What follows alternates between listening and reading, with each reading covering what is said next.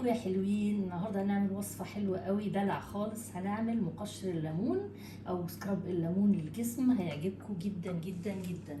اول حاجه دلوقتي انا هضيف 16 جرام من زبده الشيا، وهضيف عليهم كمان 16 جرام من زيت جوز هند المجزأ. لو مش عندك مفيش مشكله خالص، استخدمي زيت جوز هند العادي. وهضيف عليهم كمان 8 جرام من زيت اللوز الحلو.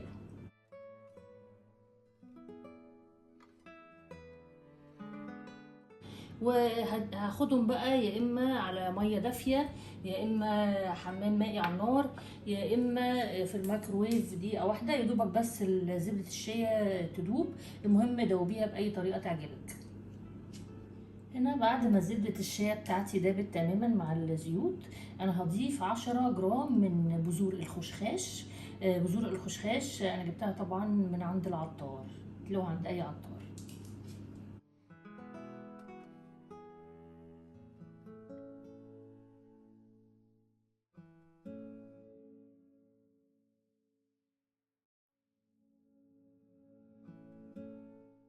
هي درجة الحرارة دافية مش سخنة.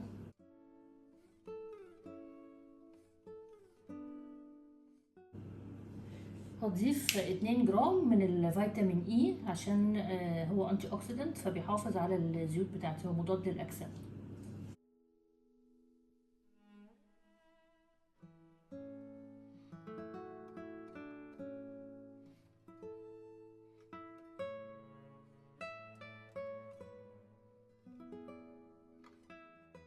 هنا انا الزيت العطر بتاعي زيت قشر الليمون، واخدت منه 10 جرام. هو مش زيت اساسي.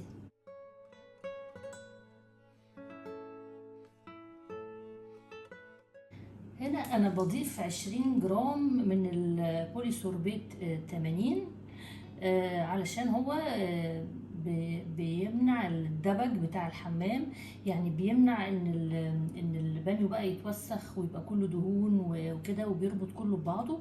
ده اختياري، بس انا بالنسبه لي طبعا مهم قوي علشان المنتج ما يلزقش بقى في البانيو وكده يعني.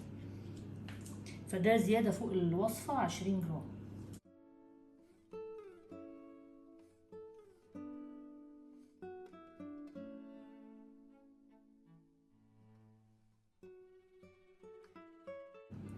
وهنا السكر بتاعي انا ضفت تقريبا 130 جرام.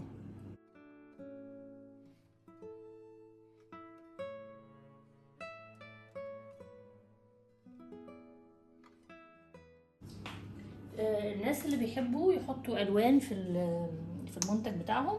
بصوا، في لونين مايكا يليقوا على الوصفه دي. ممكن تحطي المايكا الخضراء دي، بس هتبقى فاقعه قوي، هتدي احساس ان المنتج مش طبيعي بصراحه يعني. وفي المايكا الصفراء دي لايقه اكتر.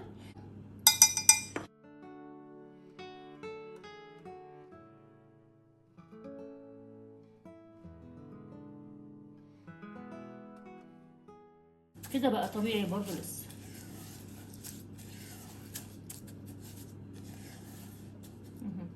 لونه كده بقى لون الكيوي، والبذور مديه زي بذور الكيوي، فبقى حلو قوي كانه مقشر كيوي يعني. دلوقتي اخر حاجه انا عايزه اضيف الماده الحافظه بتاعتي.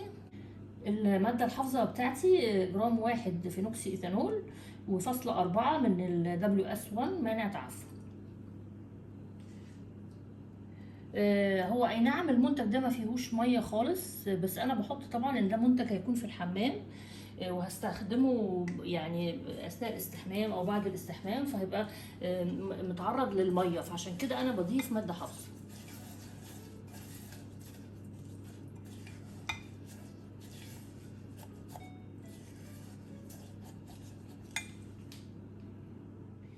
هبتدي بقى انزل في العبوه بتاعتي، وطبعا زي ما انتم متعودين مني العبوه متعقمه كويس قوي.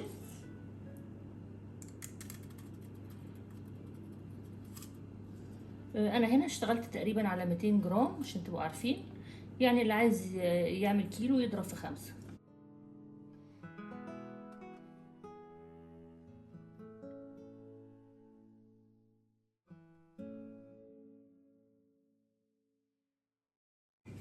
هاخد السكراب بتاعي في التلاجة يجمد، واوريكم شكله بعد ما جمد ونجربه مع بعض.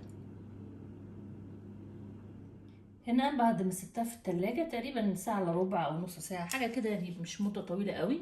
جمدت، زبدة الشيا جمدت. نقلبها كده تقريبا بسيطة معاكم، عشان هي المفروض لما نيجي نعبيها في العبوة متبقاش الوش فلات كده، المفروض يبقى الشكل كده، يبقى شكلها احلى.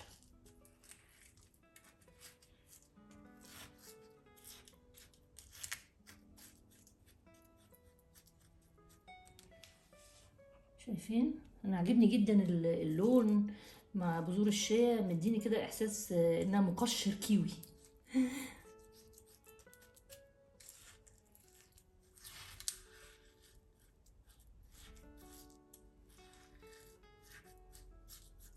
نجرب بقى مع بعض، نجيب ميه ونجرب السكراب. الاول طبعا ببل ايدي كده زي ما بكون في الحمام وبل جسمي،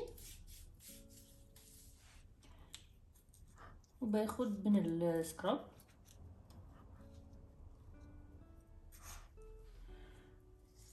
بصوا اوريكم انا بحرك كده في حركه دائريه اها بعد ما ببل ايدي، وبعدين بشطفه طبعا. شايفين اول ما بينزل عليه الميه تاني بيديني كده زي مستحلب. ليه بقى؟ ليه الاستحلاب ده جه منين؟ ده جه من البولي سوربيت 80 اللي انا استخدمته. ده يعتبر مستحلب، وهو من مشتقات جوز الهند، وبيعتبر من المواد الطبيعية. طبعا هي مخلقة كيميائيا، لكن هي مادة طبيعية مفيدة جدا، وهو مقشر رائع لوحده كمان.